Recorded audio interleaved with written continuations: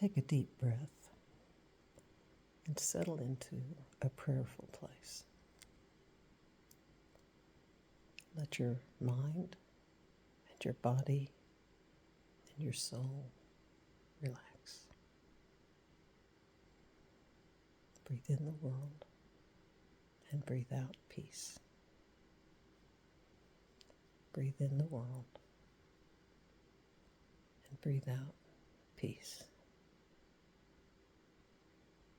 Knowing that you are a spiritual being having a human experience. That this human body is comprised of trillions of living cells. Each cell like a little city.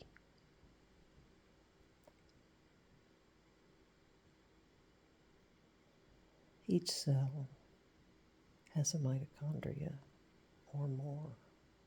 Some have many mitochondria if they are muscle cells, because they need the energy produced by the mitochondria. Mitochondria once were independent organisms for millions of years. The atmosphere was different then, and chloroplasts had not made their mark upon the earth of changing it to an oxygen atmosphere. But when they did, there was this big change. A mitochondria and a virus and a fungus and a bacteria all went inside a eukaryocyte that had a structure, and they became a living cell. And the virus and the bacteria and the fungus all contributed genetic information. But the mitochondria stayed a mitochondria. It's just now living inside of a eukaryocyte, and it pays rent. It produces energy, the energy that the cell needs to be a living cell. So we, as a human being, are made up of trillions of living cells.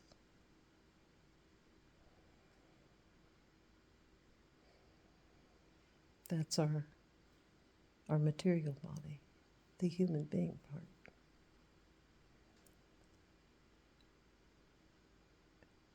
When we became human beings, we'd had a lot of experience of being other organisms. We had been having experiences in the material world for many, many lifetimes. And it was always true that every action has a reaction. And in this universe that the material world is, it's made of atoms.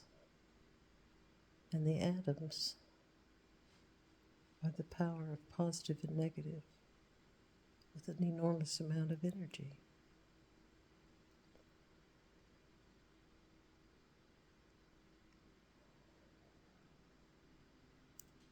So this is a universe that's based on positive and negative.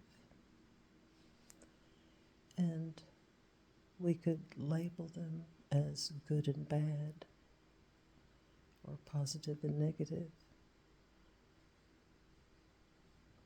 But that's a division that is true in this universe. And so it creates the ability to have choice. So through all of these lifetimes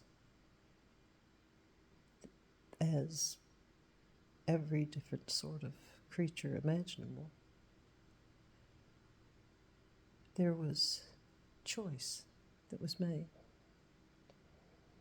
And this was forming our personality. And so, as we first became a human being, we had a personality, an attitude. And personalities can be all different kinds, all in this realm of positive and negative, that this has to do with choice. And people can choose many different things, but there's always a reaction. So when we're born, we have a personality, which is an expression of our spiritual being, of the accumulation of the choices we've made from all of these lifetimes. And so we each come at the world with a certain personality. And then we're born into an environment. And I don't know if that's a choice that we make or it's a response to all the choices that we've made. If you think about the word karma, which actually means action, that every action has a reaction, so there's an accumulation of all of this. That is part of why we have the set of circumstances that we're born into.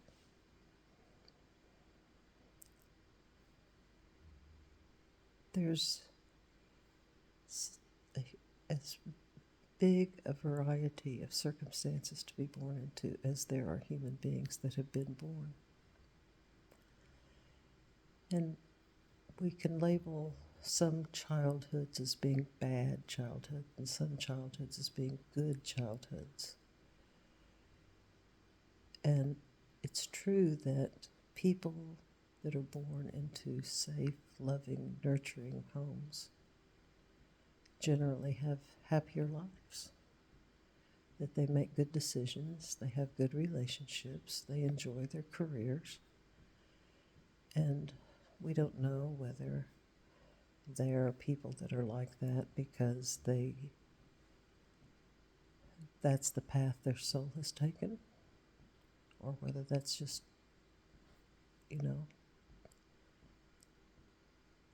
the lot they've drawn.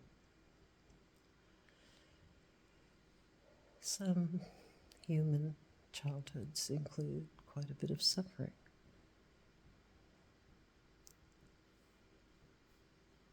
So when human babies are born, they have brains that are able to control their bodily functions.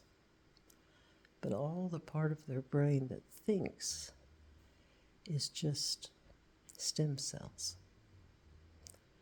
So a newborn baby that's blinking its eyes when it's not asleep is only able to do that. The baby hasn't even learned yet how to control its eyelids.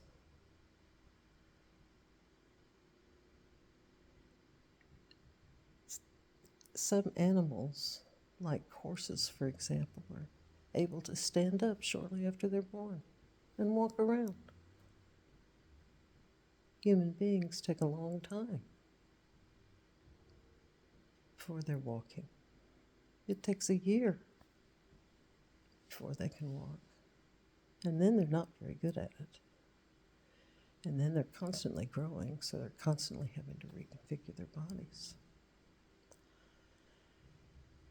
And all of these are experiences. And this is just the part of learning that has to do with controlling the human body. But when you think about the amount of knowledge there has to be in terms of having relationships or socializing or getting what you want. There's a lot of knowledge that has to take place there. And that's really formative. Those experiences are very formative.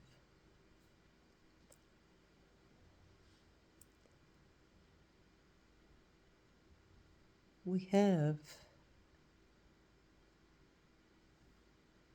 the ability and the cells in our body that are designed, their job is to change the structure of the brain.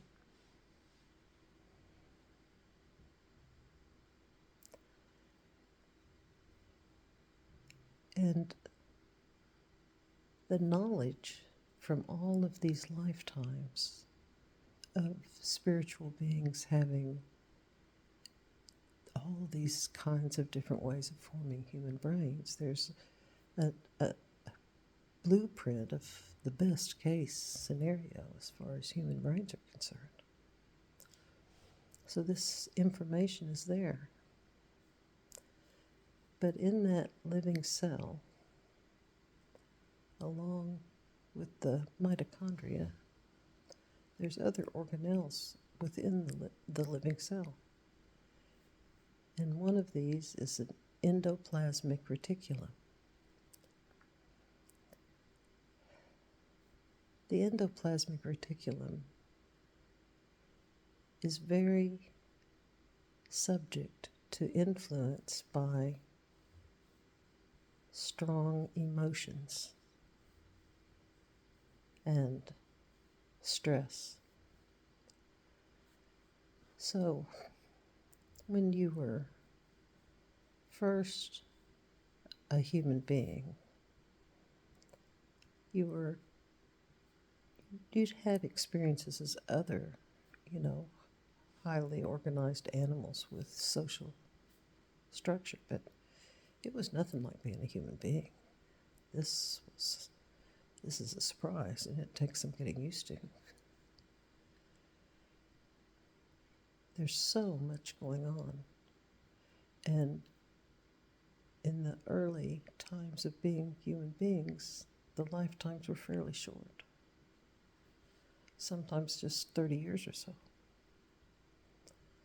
So there was a lot of experience of being a baby and shorter periods of being adults. So as you had more experiences of being a baby, you were able to getting a little more of a perspective on observing your life and not just living it. Because babies have to be really observant. And, the experience of having more lifetimes just makes it be that you begin to have a little perspective on why am I here? And that there could be some higher function. So, more lifetimes go by. You're on a certain trajectory. And there's a whole lot of different trajectories. But like a big spaceship that's pointed in a certain direction, there's got to be course corrections, because behaviors and responses are something that you can only really learn one or so in a lifetime. I mean, some of us have to keep doing the same thing over and over and over again because we're a little resistant to change or something like that.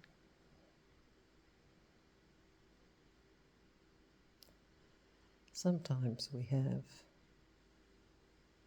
souls that we've been in relationships with in other lifetimes. And we feel a connection with these people. It's kind of beyond the normal feeling that you have. When you meet every stranger, you don't feel that way, but some people you feel like you have a connection with, or at least I do. And these people may have recurring themes in their relationships in your lives. And sometimes what you need to do is to stop playing that game.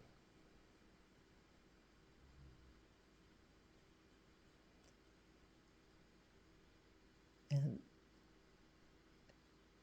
it's a course correction where you say, when I interact with this soul, I feel something negative.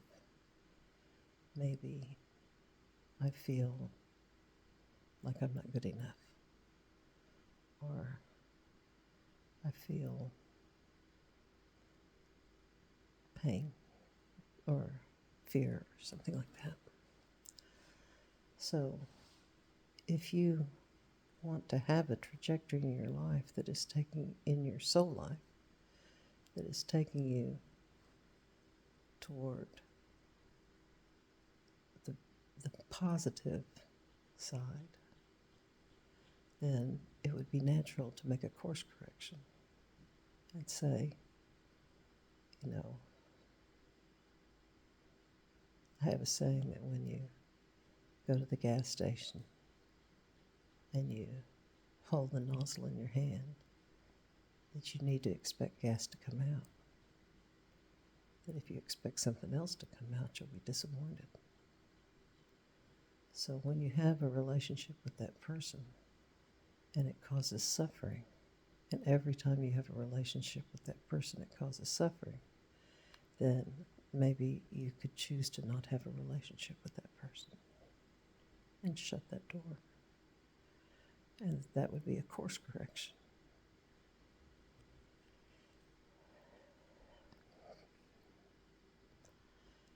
That sometimes when you have something like that that needs to be done, you can have your life get to a place where you don't have a choice but to do something about it.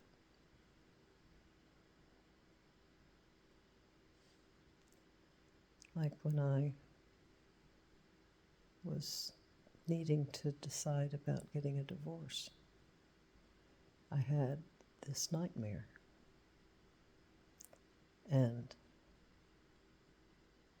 I knew that I had to do something to get rid of that nightmare.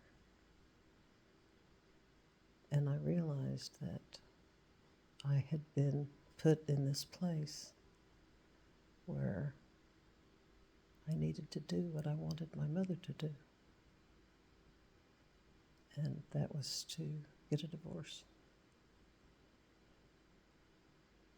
So I did that because I could not handle the nightmares.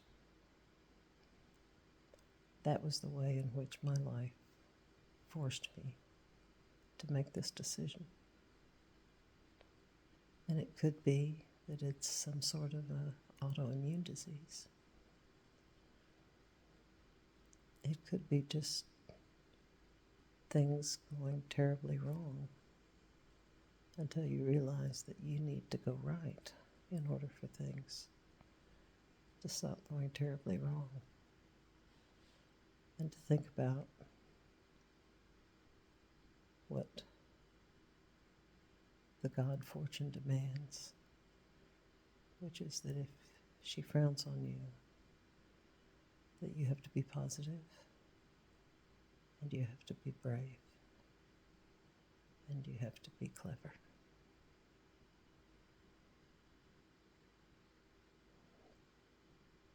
Those are all good qualities. If fortune smiles on you, in order for fortune to continue smiling on you, you have to be kind and generous and grateful. All good qualities. So when we express these good qualities, we're going toward this positive path where there is happiness and there is joy. Your spiritual being would really like to experience joy. And if you're not experiencing joy now, then perhaps you need to make some kind of a course correction.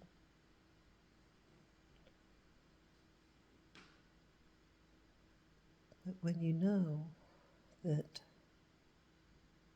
the endoplasmic reticulum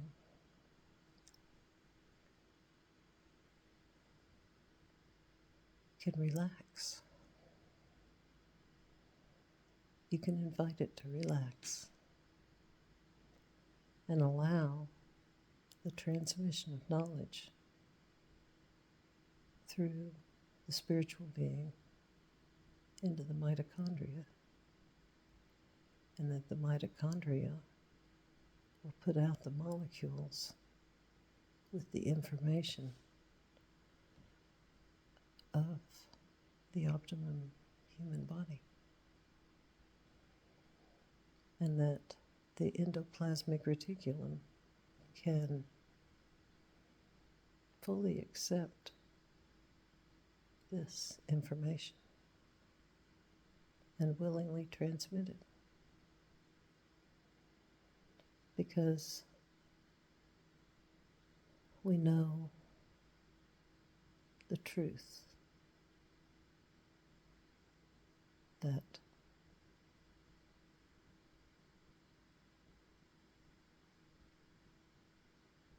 the door that opens this knowledge is belief. Belief in the spiritual being. That this belief opens the door to this information.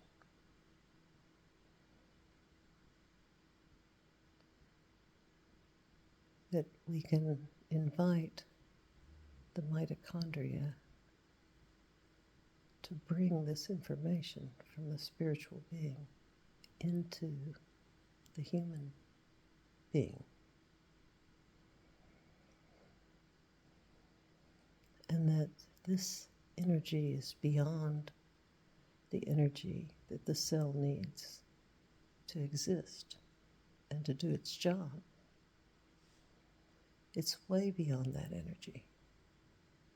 And the cell membrane becomes a vessel for this energy.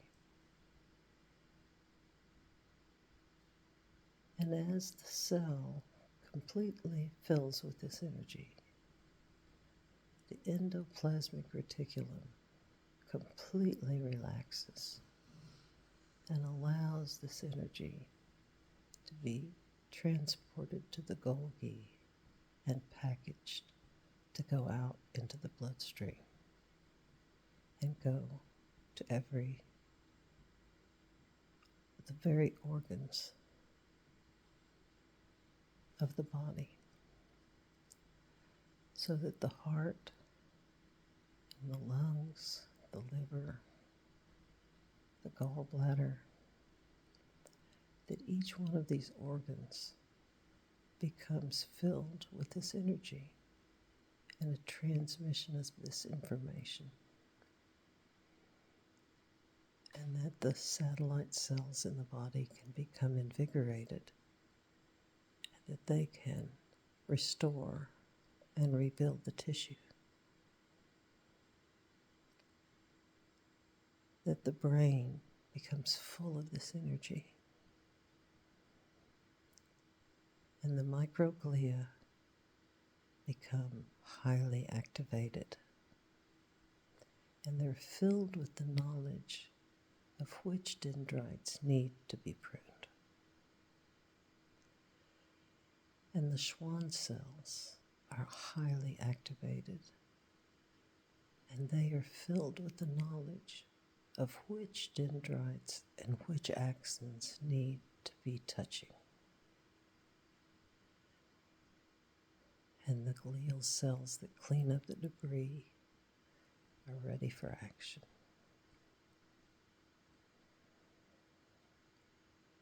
This energy being transmitted from the spiritual being into the human being are forming a connection that is the strongest that has ever been experienced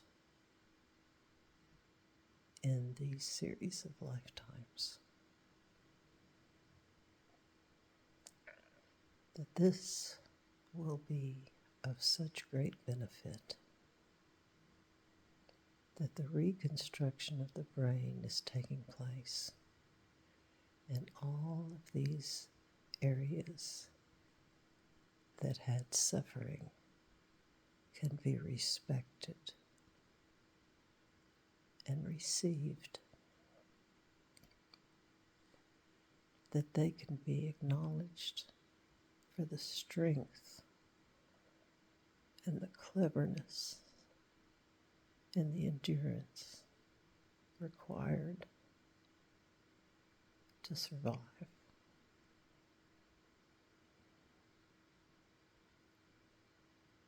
That the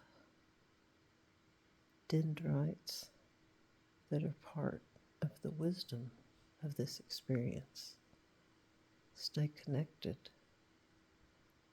and the other memories of pain and suffering, you have to go down an exit ramp and down a frontage road, and then you can turn into that area if you want to go there sometime. But the main highway doesn't go there anymore. The main highway is formed on the blueprints of brains of people that lived safe, loving, nurturing, stimulating homes.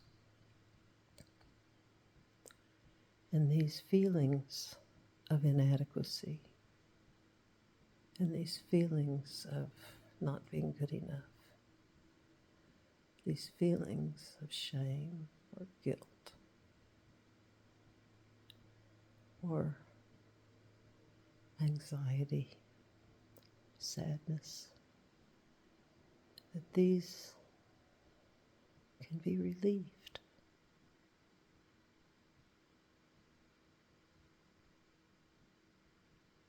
They can be respected, but they don't need to be experienced. That whatever it is, this feeling that you've carried, this weight of stone in your chest, that whatever that is, that the new wiring of your brain can let that be relieved. And you can find a new kind of wellness and lightness. And take whatever time you would like to experience this transmission of informational energy, and allow the microglial cells to do their job, and allow the Schwann cells to do their job, and have the information going into every organ of the body and into the immune system, so that corrections can be made in the way the immune system has been reacting to its own tissue. There can generally be in the whole body a gaining of information and a healing in the organs and in the systems.